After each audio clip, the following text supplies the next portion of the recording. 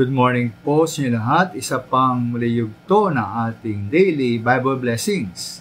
Pamagat po na ating aralin ngayong umaga ay Si Kristo ay Diyos. Si Kristo ay Diyos. Mula po sa Biblia nakapakalinaw mga minamahal na ating Panginoong Hesus, si Kristo ay Diyos.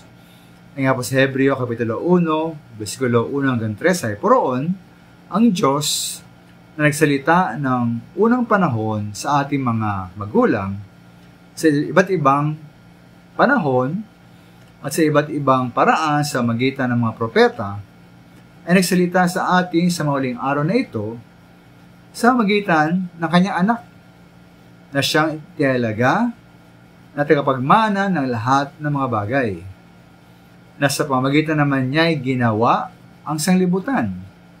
Palibhasa'y siyang sinag ng kanyang kaluwalhatian at tunay na larawan ng kanyang pagka-Diyos at umaalalay ng lahat ng mga bagay sa magitan ng salita ng kanyang kapangyarihan, ng kanyang magawa na ang paglilinis ng mga kasalanan ay lumuklok sa kanan ng karangalan ng kaitaasan. Kaya po mula po sa mga versikulong ito at may ikita na ating Panginoong Hesus po ay Diyos. Dahil siya po ay ang sinag ng kaluwalhatian ng Diyos. Siya po ang tunay na larawan ng pagka-Diyos ng ating Diyos. Kalawa po ating pasinin ang relasyon o kaugnayan ni Kristo sa lahat ng bagay.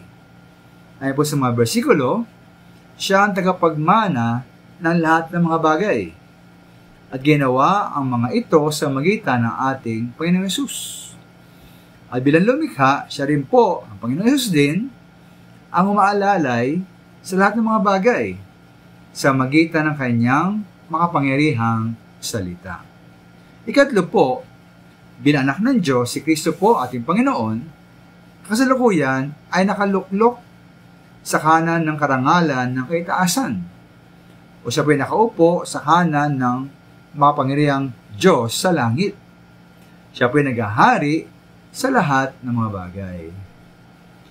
Kaya po, maminaman atin pong kilalanin at sambahin po ang ating Panginoong Hesus bilang Diyos at bilang namatay para sa ating mga kasalanan at bilang pinakadakilang propeta, tayo po sumunod sa kanyang mga salita. Sumunod tayo sa mga utos ng ating Panginoong Hesus. Maraming salamat po.